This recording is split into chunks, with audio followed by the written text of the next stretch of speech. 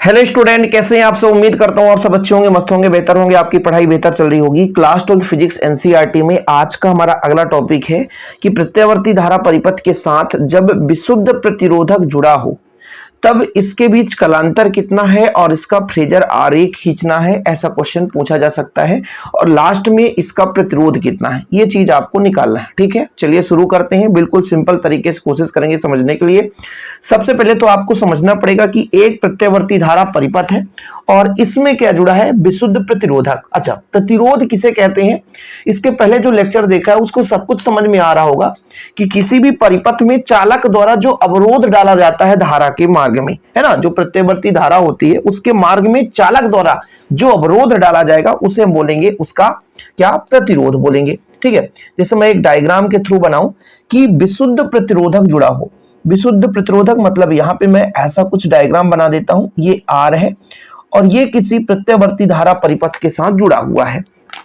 प्रत्यावर्ती धारा परिपथ यानी एक हमारे पास विद्युत स्रोत जहां से प्रत्यावर्ती वोल्टता ली जाती है और इसका जो मान होता है V बराबर V0 साइन ओमेगा टी। ठीक है, ये फार्मूला होता है। ठीक है बच्चों, यहां तक क्लियर है कि किसी क्षण प्रत्यावर्ती वोल्टता का जो समीकरण होता है V बराबर V0 साइन ओमेगा टी होता है।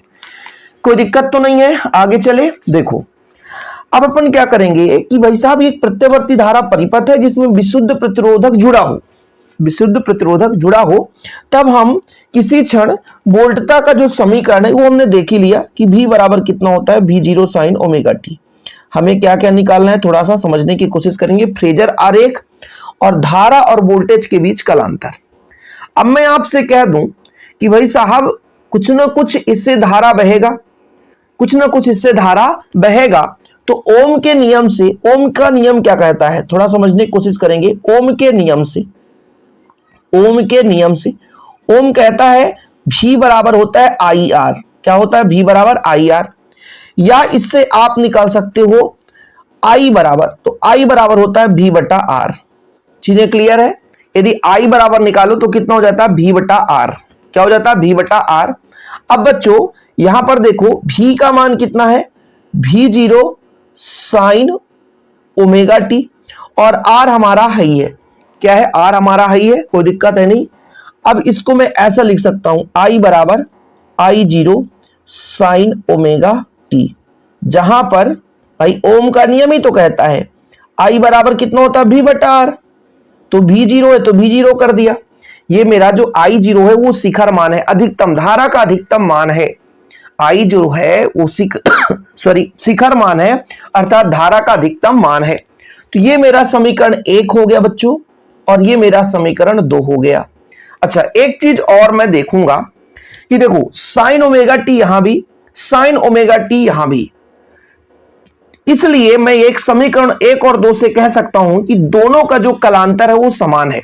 एक चीज यहां पर याद रखना, जहां I0 क्या है, V0 बटा आर, ये है मेरा शिखर मान, धारा का शिखर मान। मैं लिख देता हूं, जहां I0 क्या है, प्रत्यावर्ती धारा का शिखर मान, प्रत्यावर्ती यानी अधिकतम मान, प्रत्यावर्ती धारा का शिखर मान। ठीक है, यदि ये आपको क्लियर है ना तो फिर सब कुछ क्लियर है। तो ये प्रत्यावर्ती धारा का शिखर मान आ चुका है I0 बराबर V0 बटा आर।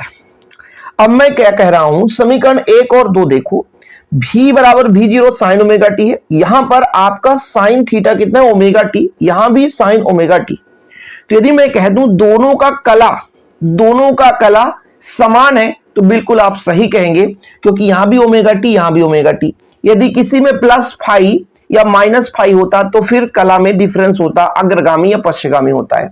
अग्रगामी पश्चगामी क्या कहलाता है उस पर भी हम टिप्पणी करेंगे, बिल्कुल आप चिंता ना करो कि अग्रगामी किसे कहते हैं बच्चों।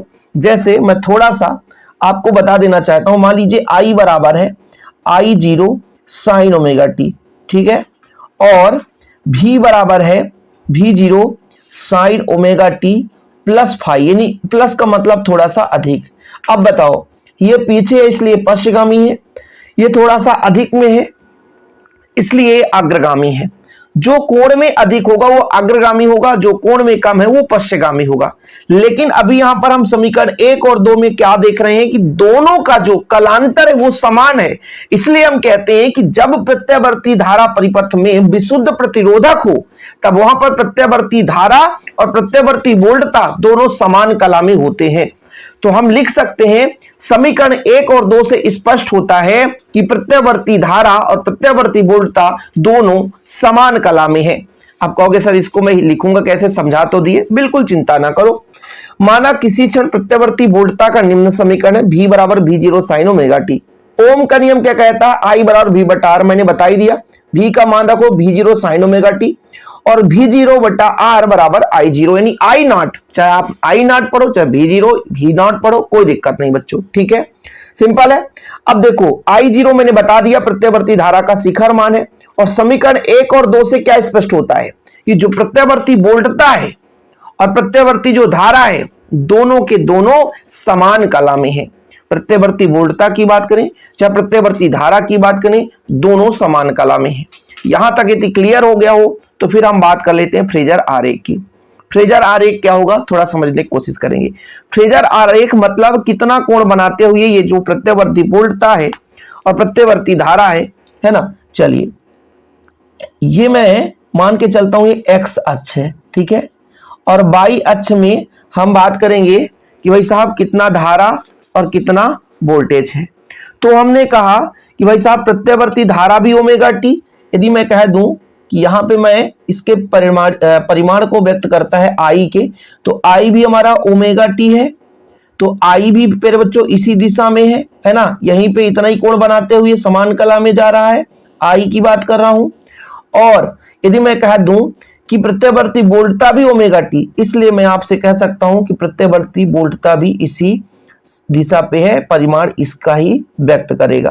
तो ये आपका हो गया है ना फ्रेजर आरेख। फ्रेजर आरेख मतलब है ना इनके बीच कितना डिग्री का डिफरेंस है, और यदि आपसे कह दिया जाए इनके आई और भी के बीच कलांतर कितना है, तो दोनों एक ही डायरेक्शन पर है, दोनों एक ही डायरेक्शन पर है, ठीक है। तो इधर ही आई भी है और उधर ही भी है, इसलिए भाई साहब इसमें कोई है ना प्रसार की आवश्यकता नहीं है, कोई सोचने की आवश्यकता नहीं, दोनों समान कला में है ओमेगा टी के साथ। तो ये हमारा फ्रेजर आरेख बन चुका है।